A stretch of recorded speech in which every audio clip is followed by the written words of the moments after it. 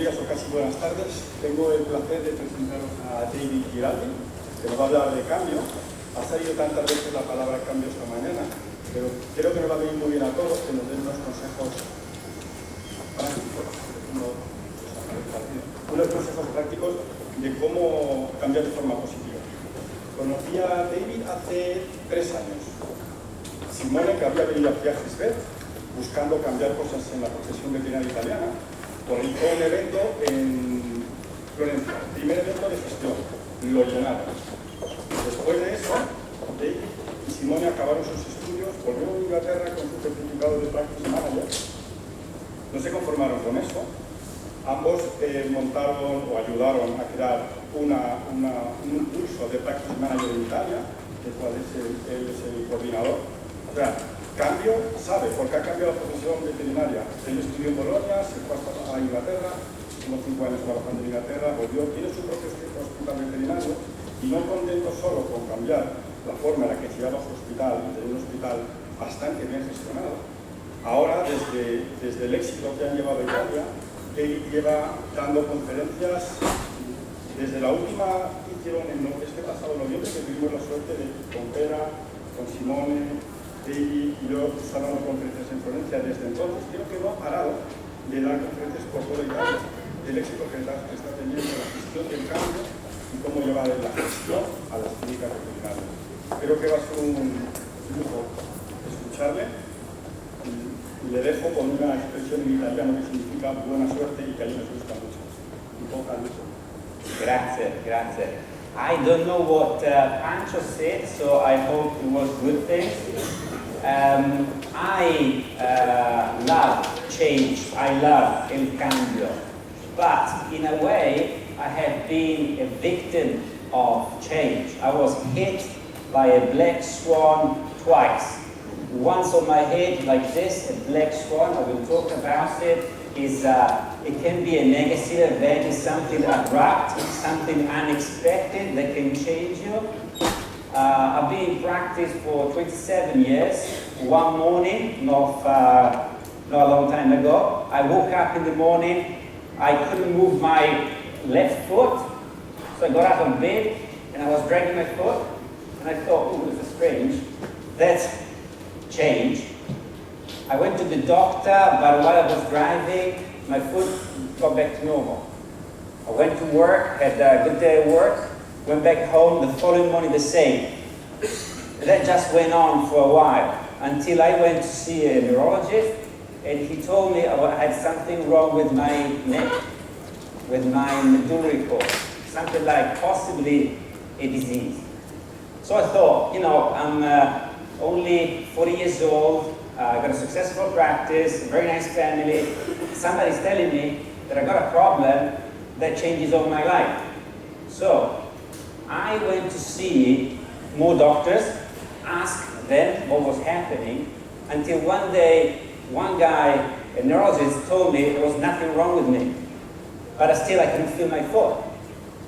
This neurologist said, perhaps you should ask for help and go and talk to somebody about your lifestyle, what you do it, So this guy sent me to a very nice person. He told me, basically it's very simple, you burn out. So we've been talking about burnout, we've been talking about mindset, we've been talking about resilience, we've been talking about the difficulty of the profession, the difficulty of adapting to new things.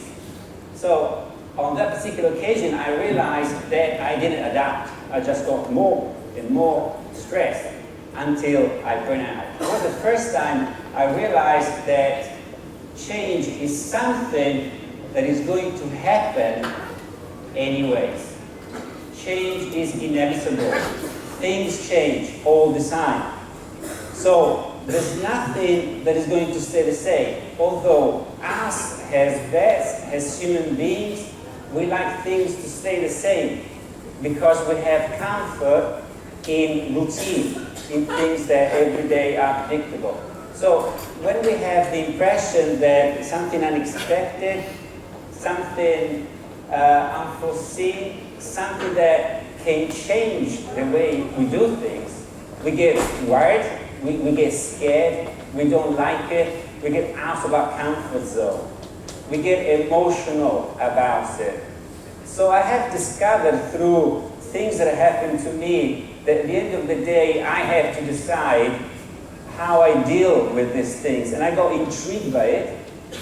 I like it, I got into it, I studied people like Nassim Taleb that talk about black swans. And I studied about how things happen and how people think. So to understand how to predict and get organized and prepare myself for further changes. Not just myself, the people that work with me, the profession. So now I really enjoy doing something which is face change with the idea of getting benefit from it. So whilst change is inevitable, growth is intentional. And growth depends only on you, on your mindset, on the things you do.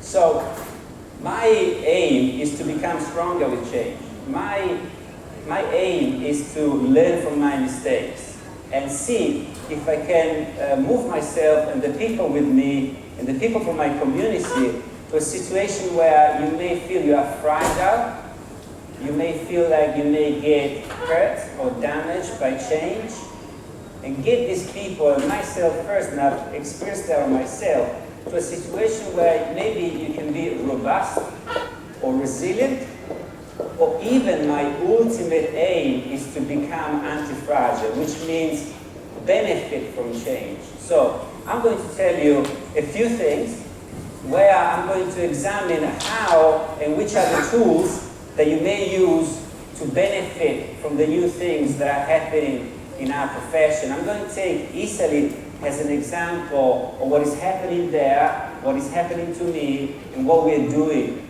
to benefit from change, because I believe that's up to us as a community of people.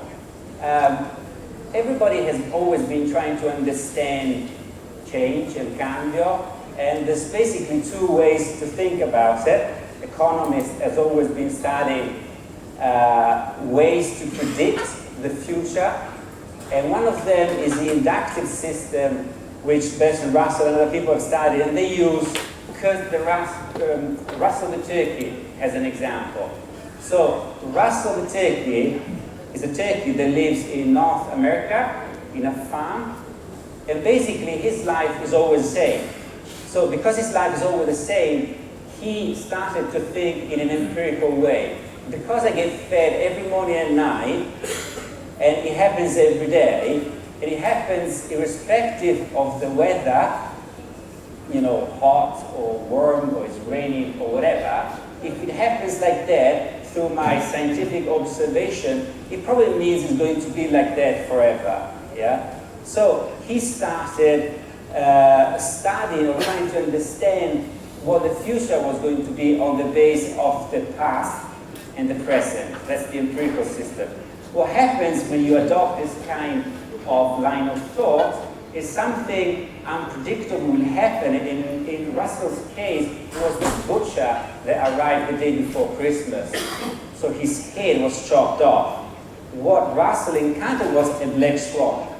The black swan theory is that in life, everything will change eventually, caused mainly by sudden, unexpected events that will change history, like the Twin Towers event, like tsunami, like earthquakes, like the Lehman Brothers problem in New York. The economy has changed. So if you believe in the theory of disorder, you know that change will come in waves, and the idea is to be ready for the following wave. What are you going to do about it to withstand the following wave? Are you going to be submerged, overwhelmed by it, or are you going to try to see realistically how you can benefit from it?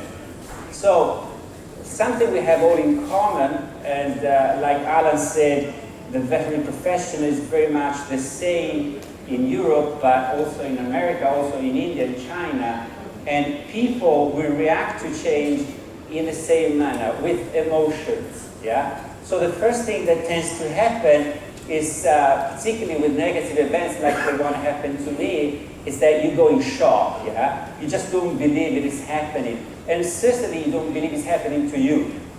So you go in denial and you think, oh, no, this is not real, this is an accident, this is not going to happen to me. And then you kind of reject it, or you get in anger. You react saying, oh, why, this shouldn't happen. It shouldn't happen to me. Why is it not happening to my competitor, Why me? And then you can get depressed. Depressed, burnout, those are the things that are happening more and more in the profession, certainly in Italy, certainly in the UK, where it's well studied. More and more vets are getting to a stage where they feel like they're overwhelmed, and they feel they don't have the tools to react to this. But if you make the right decision and somebody helps you, you may get into another stage of the Kubler-Ross curve, which is, I'm intrigued by it, I'm going to study it, I'm going to learn from it, I'm going to get over this, and perhaps you will discover you like it, you enjoy it, you take advantage of it, you grow, which is the point. So, Italians, what's happening in Italy, what is going to happen to Italy? We are very similar, I believe. I've been talking to you guys. We have, I think, more or less the same problems. My idea is that perhaps you are 2 to 4 years ahead of us, judging by what I see, what I've heard yesterday evening. So we are at the beginning, for example, of the corporate phenomenon. You already have, I think, 5 big businesses already starting and growing. What we got in Italy is 12,000 practicing vets, about 7,500 practices. We have clinics growing in size, getting more equipped, which I think is something similar to what you guys have. What we have, which I think is different, only 6% of us will employ nurses, technicians, admin. We are at the beginning of this. This is quite a difference with you. Only 15, maybe 20% of us will sell food, drugs, and stuff related to the profession. That is going to change, that is increasing, and it's quite important. The mean age for a practice owner is about 50, usually male, but we are now having girls' power, yeah? So a feminization of the profession is coming up. These ladies are very good. They are changing the market. Something I can say for sure is that the future practices will have to look very well into being friendly to people's needs, like people running a family, having kids, needing to have a part-time. So that is changing in Italy. 3 main things for Italy. 1, new competition, issues regarding vets and people, I think the same as in Spain, and lower regulation. This is quite different, this is peculiar for Italy, this is a source of great problems, okay? Competition-wise, we have vets being very active. Vets, as individuals, are very keen in Italy to invest, They are restoring, renovating, trying out, selling stuff, going to courses. Now we have management courses with a lot of people. Paolo Peppucci is here. He's an Italian vet. He's very active from a management point of view. He's an example. Myself, Simone, a lot of people are investing more and more into the profession. We have Italian investors. We have companies that have just approached the Italian profession and they're investing. They're building hospitals that got multiple services. They sell stuff to your supermarkets, they have dog groomers, and then they have a veterinary practice within. And then of course we have international investors. There's a few of them looking at us, trying to let them know themselves. We are talking, we're getting to know each other. I believe it's a good thing, having new people, shaking up a little bit the market. Change sometimes comes from a little bit of external stresses. They're all here to stay. All Italians are saying, oh, these people, they will go. Italians are peculiar. We are different from the others, you know. We got our laws, we got our systems, our tradition. Other people will not like us. They will go. It's transient. No, it is not. They're here to stay. Both, you know, not only the external investors, the international ones, the Italian ones. If business people decide to invest, there's a reason. There's a reason they want to do business. Okay. So, what does this mean in general terms? Migration. We are observing in Italy, but I'm sure it's happening elsewhere, migration of staff, vets, nurses, migration of clients. It is normal. So change is normal, change is inevitable, I can tell that you for sure, and this happens, it's just normal. So, staff, you know, this is obviously worrying us, we don't like this, it upsets us, out of comfort of why my clients should migrate from my place to yours.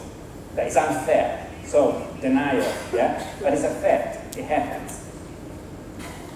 People simply love, go from old codes, old companies, to the new one. It's a fact of life. There's a very interesting Alison Lambert PhD study. It's a pan-European study in 2018, so it's recent, yeah? It's a fact. She's been studying this. She's the queen of this kind of studies. So people love new companies. They like new things. Everybody likes new things. Yeah? A new car, a new restaurant, a new something. We all go and try. Yeah? TripAdvisor, we check it out. We go. So our clients, the same. They appreciate practical issues. So people, Alison Lambert says, don't want to drive more than 15 minutes to get to the vet. They want to park the car. They want an appointment. They want you to respect the appointment. They want to buy stuff from you so they don't have to get in the car, get to another shop, queue again, buy stuff. They want to get it now, okay? Because they're busy. Everybody's very busy. Do not hesitate to change. Some of my friends will say, you know, my clients have been with me all my life, they're mine. Well, they're not yours. You know, clients more and more behave like consumers. So, if going to you means wasting a lot in the waiting room, not finding car space, or perhaps they don't quite know exactly what time you are opening shop and closing down, and somebody else opens a very nice place with a nice receptionist, parking space, etc., they will go and try it. Maybe they'll come back to you because you're such a wonderful vet, but convenience is important. Vet is the second issue. Vets are nice people, yeah? A nice bunch. So we met Perché in France. We had a wonderful time, you know. He's a big name in practice management, but he's a very approachable guy, like everybody. And then we got more strange people like Simone, but again, you know, nice. We got a sense of humor. We like to enjoy ourselves, you know. If we get together, we start talking, and it doesn't matter if you're Spanish, Italian, or English, we share the same problems. We love pets, yeah? We just like the profession. Everybody here says the same thing. I want to be a vet, you know, I decided when I was 6 years old. Raise your hands and blah, blah. We love it. So, these are some friends of mine, yeah? Just this is to show you el cambio in the profession. This is a bird, broken beak. These guys both TC scan, not from this bird, they just bought it recently. This is 2 months old pictures. So they studied that, they put it into a computer. The computer did a wonderful job in kind of giving a program that was inserted into a 3D printer that his friend's girlfriend gave him for Christmas. And this guy produced this, put it back on me, hand-painted it, you know. This for me is an amazing example of how good we are and how much we love the profession, but we are leaky buckets. Now the leaky buckets concept comes from Alan Robinson. Basically, I love it because it tells in a nutshell what we are. So, we work a lot, we put into our work a lot of stuff, we're always putting stuff in. You know, we love helping people, we love fixing animals, We don't mind how many hours we work. We just fill in the bucket. But we got holes, we lose stuff. We waste, we're not good in management. Sometimes, I mean, maybe all of you are, but in general terms. So what we do is we try to make money, but we lose money at the same time. Yeah? So we are basically losing quite a bit. We have to learn, especially initially, how to manage our resources better. And then we have what we call a generation game. So initially, we have this. We got the M3s, which is a term that comes from triathlon. So triathlon is a sport where you swim, you cycle, and then you run, which for me is a metaphor of the veterinary profession, because we do many things at the same time. It doesn't matter how you do the swimming, it's the end result that counts, okay? So the M3s are the guys like me, between 50 and 54, excuse me. The millennials, we know them, everybody talks about them. But I think there's a bit of a generation gap that we need to fill. So, these guys, young, connected, we know all the theory, yeah? You work to live, no, you don't live for work. That's different. Some of us, people have been building a practice from scratch. We call our practices babies. This is my baby. This is clinic is my baby, you know? We've been sweating on it. Not necessarily other people believe that's the right way to do things, yeah? So these guys, they like to be free, they like to be connected, they enjoy getting specialized very quickly. We have to keep them happy because they work with us, they are within our practices. We know we have to keep them happy. The question is, what do I need to keep them instead of why did they leave? You know, why did they leave? Why did they go? That's a question we ask ourselves initially because we tend to lose them. So we say, why? You know, I gave them everything. I've been doing what they did for a number of years. So the question is, how do I keep them? Initially, we're asking ourselves, how are we going to organize a career for these people that contains the things they need? And threes, we believe we actually holding on the weight of everything. We feel the weight of the responsibility of carrying on the profession. We are concerned about the future. What are we going to do? What's going to happen to my clients, to my work? What is my legacy going to be? The young ones don't really understand me. When I qualified at first, I will be cleaning the cages. I will swap on the floors. So a lot of people my age believe that the millennials should do the same. But maybe that is not the way or the right way these days. Change. Legislation. Initially, we got a big thing about legislation, new rules, new regulations. The main one is the one that I'm an example of it. We don't talk about this initially. This is taboo, yeah? We don't like to discuss this. So for me, it's not easy to tell you about it, but it's called Spettrato del Lavoro. It's laws, employment laws are changing. Now here, in this country, everybody is employed. So you have vets, owners, you have employees. In Italy, we have self-employed vets. But now, in Italy, they are starting to say you have to employ them all, which from a sustainable point of view is impossible. You cannot switch from, you know, one way to manage a place to a complete another one. So this is my practice. One day, I was thinking exactly a year ago, you know, it's lunchtime, I'm going to the gym, and I'm going to have lunch. And it was a beautiful day, and I'm going to sunbathe for half an hour, because, you know, sun is good for your brain, all that, and then come back to work. And whilst I was kind of saying goodbye to everybody, I just saw with the corner of my eye, two guys walking in, small, mustache, black leather bag, and I thought, shit, you know, these are not, I was hoping there would be reps from a pharmaceutical company, you know, your brain goes where it was. No, these guys were from the government, okay? And they walked in and they said, okay, shut down everything, we are going to interview everything. So what happened? I got fined.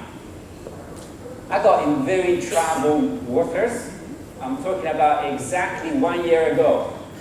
At one point, I wasn't sure I was going to make it. I was going to call Luis and say, sorry, I can't be here. I cannot be here, because I'm overwhelmed. I'm probably going to go to prison, or I don't know. I'm going to be ruined. And it was me because I'm the legal representative. So in Italy, you get fined, the owners get fined. And if you don't pay, they'll get your house. So it was that bad, yeah? And it looked that bad. Luckily, things turned around in a much nicer way. But at the time, I am the coup de rose curve.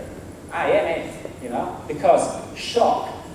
Me? Why me? Why are you expecting me? This is a state-of-the-art hospital. There's nothing that is not 100% the best you can get. Denial. It must be a mistake. These two guys walked into the wrong place. Obviously, they were going to next door.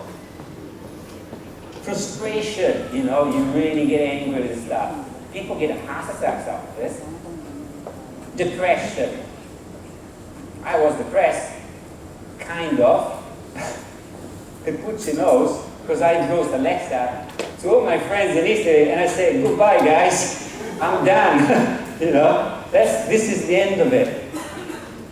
And then I start really to look into things, and I thought, right, these guys, they want to shut me down. There must be a way to face the music here and do something about it. There must be something. So I said, what now? Face a grey future, grey, let them win, close, I could close, just give the keys, have the keys, they find me €1 million. So have the keys and bugger off, you want it, you got it. I'm going to do something else. So I could do that, or quite the opposite. Fight it, change, move, shake up, do something different. So the question was, who wants to change? And people will say, I want to change, everybody wants to change. But the real question when it's you, when it's yourself there in difficulty, is how to change. How do you change? It's difficult. You have to switch off from the amygdala hijack, the adrenaline pumping, the cortisol, the stress, which blocks you. The kinds of, you feel, you cannot do anything, you feel overwhelmed. You have to get on the other side, on the orange side, which is where your newest part of the brain is working. So, I've been studying, I've been trying, I've been doing a lot of mistakes, I'm going to tell you about it, but I have found the keys to change when you are facing adversity, when you are facing failure, which is really what interests me. Studying when people get stuck, and it's difficult, what do you do? This is my answer.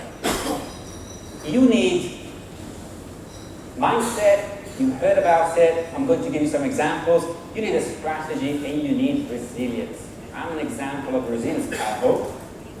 You need a strategy. This is my strategy, this is my plan. When you go to courses, they say you must have a vision, you must have a plan, you must clear the table, think about things, allow your brain and yourself to think and plan.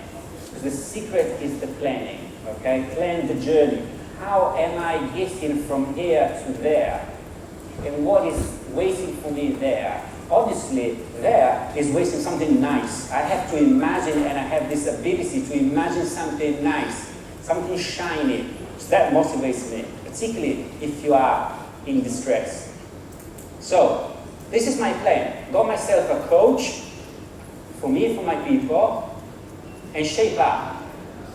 I was overweight, I was smoking, eating badly, maybe eating once a day, rubbish, first thing you get, cheese and bread and drink a beer, smoke a cigarette, dragging my foot. So I was in a bad shape, shape up and become anti-fragile. Get to a condition where I can benefit from change. So, first of all, give myself a coach. Sometimes we need somebody to tell us that what we're doing perhaps is not the right way. Show you the way or make you think differently. Sometimes you are obviously doing the wrong thing. Get out of that. When you change, what you need, what people need is feeling safe. You have to put yourself in a safe environment. Psychologically, you need to be able to express yourself. And environmentally, you need to stay within a group of people that understand you and support you. This is both for the individual, the practice owner, but it's very true for anybody who's working with you. Make them feel safe, create a culture of support, and people will decide to change in the direction that you feel is right. Because they need leadership. They need people to lead by example, but people that share values with them. So you have to start, and this is what my coach has taught me, to look not just at what is visible, but mostly look what's under the surface. Start looking at people's values, feelings, thoughts. Get interested in people. See what moves them, what motivates them. Get in touch with people. I used to be a very authoritative kind of leader. And I will tell people what to do. I will expect you to do what I say. That was more or less what I was trying to do. I was very much a soldier at work. I was in the trenches. I had to change that to change things around me. So this is my coach. Perhaps you know him. He's Spanish. Okay. And if I had to describe what Pancho has been for me, or is for me, still now, for me he's a coach. He shows me the things I don't see. And what he shows me is very interesting. You know, it's you feel passion because he shows you how you can do different things by understanding things better. So thank you, Pancho.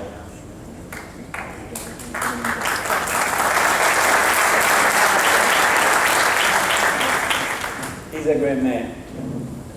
Resilience is a key. I believe great in resilience. I work on resilience every day. I try to understand this concept. Alan Robinson is the king of resilience. He taught me a lot. I have a video which tells briefly about it. So thank you, Alan. I've been lucky to meet people that taught me a lot of stuff. What he says is, it helps the profession going through difficulties. It's a key skill. It's something each of us should learn. This is a very useful tool. It will get you out of trouble, okay? These days we're talking about personal resilience, practice resilience, resilience culture. What is resilient culture? It's a way to do things where the management of a practice doesn't just manage, it builds a resilient leadership. It builds an environment where you don't judge people, where you manage mistakes, where you learn from mistakes, where people will get eventually to ask you for negative feedback. That's how you learn. You learn from the mistakes. Particularly, you can ask a very nice question, which is, you see what I did now? Can I come to you later and ask, how do you think I can do what I'm doing better? And I will listen to you, because next time I'm going to do it better. Which is what great athletes do. Usain Bolt, he's very slow, or he was very slow in getting started because he's big. All his training was about insisting in studying the way he started the race. So he will train himself on the basis of his mistakes, and then he will race with his strength. Yeah? So learn from the mistakes. For me, the most important thing, the most important message they give you is resilience is an acquired skill. Everybody can learn it. I have learned it, you can learn it, your people can learn it. So, I'm not going to go at length at this, but I'm using two stories to tell you about resilience. One, this man was captured by the Viet Cong. He was a fighter pilot who was shot down, was imprisoned for 8 years by the Viet Cong, him and other soldiers. Only a few managed to get home. When they get home, Admiral Jim Stockton was interviewed by psychologists to learn more about resilience. And the key points are realism, search for meaning, and ritual creativity. And they asked him a specific question. Why did the other people didn't make it? Why the others didn't make it? Why did you make it? Why the others didn't make it? And he answered, because those were the optimists. Because those were the people who believed in God and country, that something somehow will save them. So I'm in trouble, I'll just wait until somebody rescues me. It can be, religion, whatever you believe, but basically you are expecting other people to help you. Whilst resilience is all about realism. So the prisoners understood and studied the adverse situation. They understood very well where they were, what they had to do in order to survive. Survival became their meaning. I have to survive because I want to go back to my families. Therefore, I have to survive. So I have a problem. I have to solve that problem because I got other things in my mind. I'm not getting stuck by this. Creativity means you do what you need to do with the tools you have, and you be creative, collateral thinking. If I can't solve a problem in the usual way, maybe I should find different ways to do it.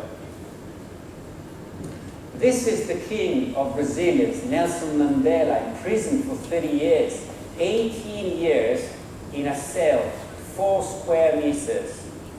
He saw his family 30 minutes a year, received 2 letters a year. From that cell, he found meaning. His vision was, I want to get united, the black people with the white people, and I'm going to do that from here. He got out of prison, he became the president of South Africa.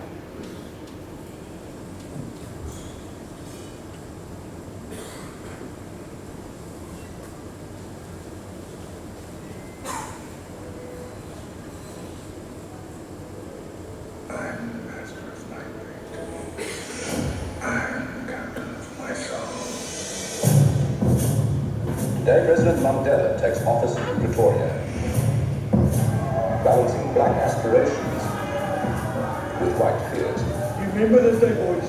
This is the day our country went to the dogs. Brothers, sisters, this is the time to build our nation. All of the whites are cheering for South Africa. All of the blacks are cheering for England. I want to follow America. Don't get your hopes up. You're a damn disgrace. I've been invited to tea.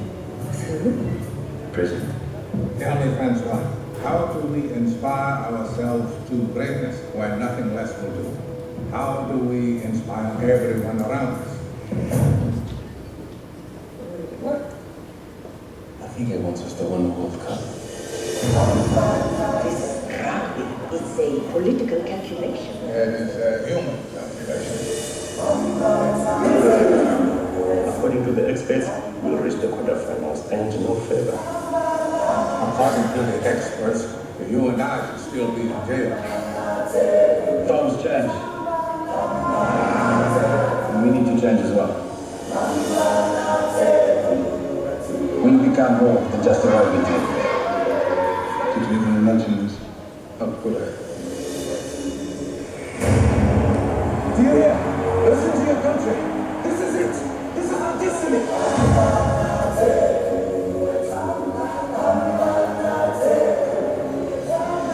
I was thinking that I spent 30 years in Manisa in command, ready to forget the people who put you there. I'm the master of my fate. I am the captain of my soul. So he drew a lot of hope from this poem.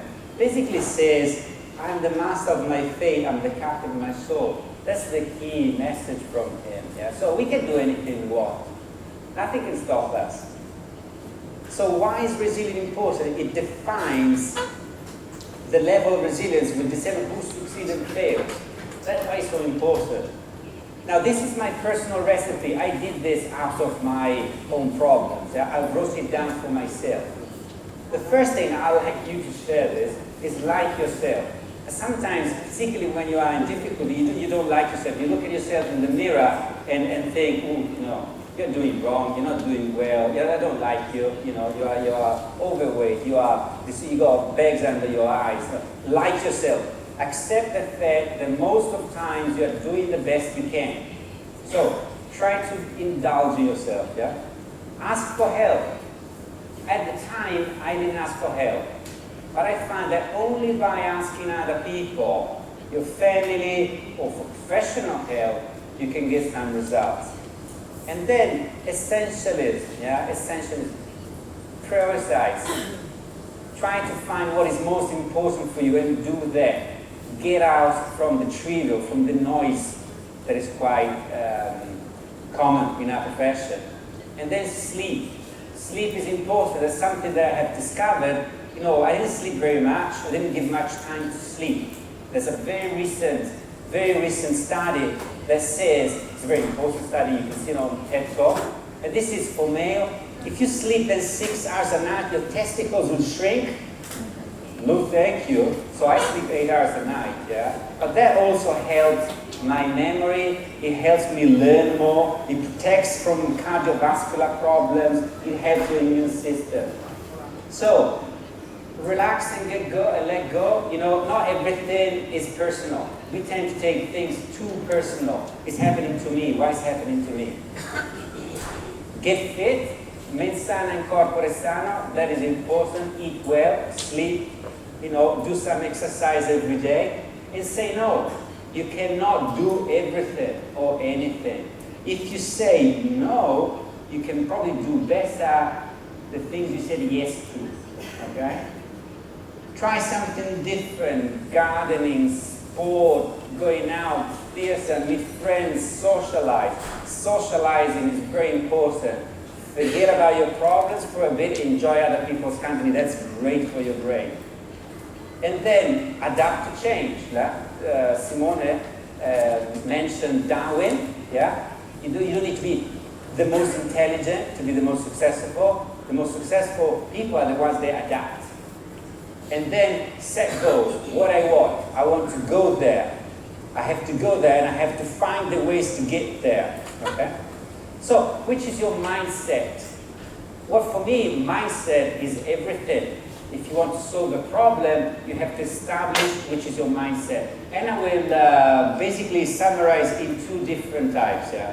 One is scout, the other one is soldier. So who's the scout? The scout is somebody that will go first and will try to understand. So, new players in the market. A scout will go there not to judge, but to understand. How does it work? Who are these new people? A scout will get intrigued by change, will get intrigued by new things, will be realistic, will look, observe, listen, will be creative. It will grow. A soldier is more like a type of mindset where you decide to go in and solve the problem. Gastric torsion comes in, boom, surgery, yeah, or whatever. Immediate response, deals with problem, can be closed-minded, no collateral thinking, but being a soldier sometimes is the right thing. The problem with being a soldier is motivating reason. Sometimes you are just trying to make some ideas win and others lose. So it can be too much of a fixed mindset. Okay? For example, I was at Pancho's house, there was a football match, everybody, I'm not a football fan, but everybody was encouraging Real Madrid, and whatever Real Madrid did, Barca did wrong. Even I said, Messi in this case, perhaps he was right. No. Real Madrid did it well, okay? It's no question. And sometimes you need that. So you have to choose which mindset. What I'm saying is perhaps you should choose the mindset that is most appropriate in that moment, because you can actually switch from to just realize that sometimes you get very stubborn about something, you're soldiering, you're probably not going to solve that problem. You need to be more scout. So when there's something new in the area, you need to be a scout. When you have to go and solve a problem, you need to be a soldier. Okay? So, in my case, which mindset I adopted, so, ¿qué prefiere ser? Cola de león or cabeza de ratón? You have to make this choice. And it's no right, there's no wrong, but it's your choice. And I believe you take the best one. So what did we do? We basically paid the fine. We had a reduced fine because we paid straight away. So we lost that battle, but we went on to win the war because through paying the fine, we freed ourselves from that situation, from a very complicated lawsuit that will drag us all in and will get us all negative about it. So I thought, I'll pay it, I'll free myself, and I'll go and do something new. So I did a SWOT analysis of the environment and went to see who's new in my market. And so I went to study the corporates, yeah? I went to England, I learned about them, I associated myself with Bed Dynamics, in particular with Dickie Robinson. Together we studied the market.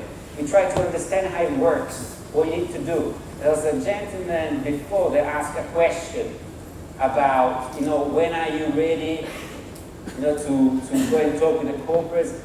Perhaps, you need to understand what's your situation in that particular moment. Perhaps you should ask for help. Perhaps you should ask some consultant, you have many in Spain, that will make you understand exactly what's your situation. We are not genetically business-minded, not as professionals that do that as a job. Get them in, have them examine your company, your business, and then they will be able to tell you how to shape up and when perhaps you are ready, that's quite useful. So, we know about the corporates, we've been talking about them quite a bit. In Italy, people is asking, are they friends? And in Italy, some people think, oh, maybe there's some hidden agenda there. No, this is business, It's not a question of being friends or being foes. It's a question that the market has changed. These are the new players and they're here to stay. And you don't want to judge new things, you want to understand them how it works. You may discover that you may like to sell or consider selling, or you may prefer to stay independent. And anyways, you're going to learn about it. So you to learn more about your business. So in my particular case, I've been talking to some of the corporates, and I know I can sell, or some people in Italy know they can sell. You can sell and go, so it can be an exit strategy, you get some money, etc., or you can sell and stay, and you get relieved by the burden of being an owner. You can have help in management, you can go back to clinical work if that is you prefer. So it's an opportunity, but you just have to go there realistically, look at them, understand where you are, what you want, and if you are ready for this kind of stuff. Yeah? Maybe you realize that you are considering selling, but you are quite happy where you are. You just need to look into your systems and get better at doing some stuff. And then perhaps at a later stage, change your mind. It's not just an owner's point of view, it's also an employee point of view. Because staff migrates towards places they believe that can be better for them. So employees' point of view needs to be understood within your companies. That will be a suggestion that I will give you. Because I can see my people looking and see, they're new, the roster is better, the teaching is better, they got some nice people I can learn from. So the point of view, the people that work with us are quite important. Independent, there is great room in Italy for independency. But what I found is this. If you want to be successful being independent, and there's a lot you can do these days, you can really get better, you can benefit from change by the arrival of these new people, because you really can work on the independent sector, is be competitive and know about profitability. A lot of them don't know how much money they're making or not making. They don't know how you actually make money. You have to concentrate on consumers' convenience. These are things that have already been told. What I'm saying is focus on boutique clinics, on giving the local feel that only small companies can do. So for me, there's a very good space for independent practice, vibrant, agile, innovative, but also there's great opportunities in selling. Now, I know that tomorrow you're going to have some workshops where you're going to discuss this. And this is something that we're telling all these Italian vets to get into. Try to understand how much your practice is worth. Because two are the key words. One is profitability, EBITDA. Everybody talks about EBITDA. How you doing? How's your EBITDA? How you doing? What are you doing to increase your EBITDA? Everybody's talking about this, and everybody's talking about multiples. How many times you will multiply your EBITDA to get to the final value. These are things that years ago nobody will discuss, nobody will talk about. And today, everybody's getting it, which is a good thing, because it makes you understand better how your business goes, how it works, what you can do to make it better, okay? So I think I'll leave you with this. My conclusions are, I did some things not well, I wasn't a good leadership, I didn't rest, I didn't look after myself as well as I should. I perhaps looked after too many trivial things. I lost a little bit, what was important from what was just noise. I had the God syndrome. I can do whatever I want. I'm responsible for everything. No, there is a God, but it's not you. That's something you have to understand. And I did too much soldiering. Some things I did well. I chose a coach, which for me is an act of humility, asking for help. I'm better at time management. I'm discussing and studying, how to use my time, which is a limited amount of time we got. And now I rest and sleep and I think more and I learn through play, which is different. When you have to do something, it's different from doing stuff you love with passion. It's more play and learn. That's where you learn a lot. That's where your brain takes the most out of it. And now I invest a lot in people, and I certainly invest in resilient culture. So, gracias.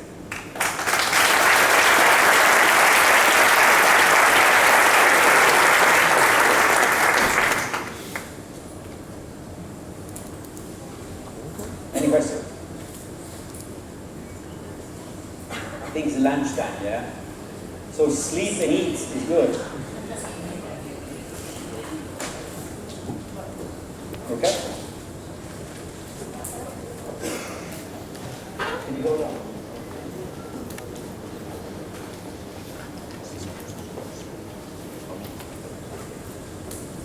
Bueno, muchas gracias, David. Felicidades.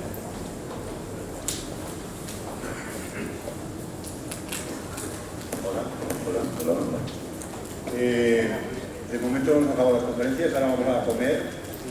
También nos lo hacen aquí, luego podremos salir a que nos den aire porque llevamos mucho rato metidos.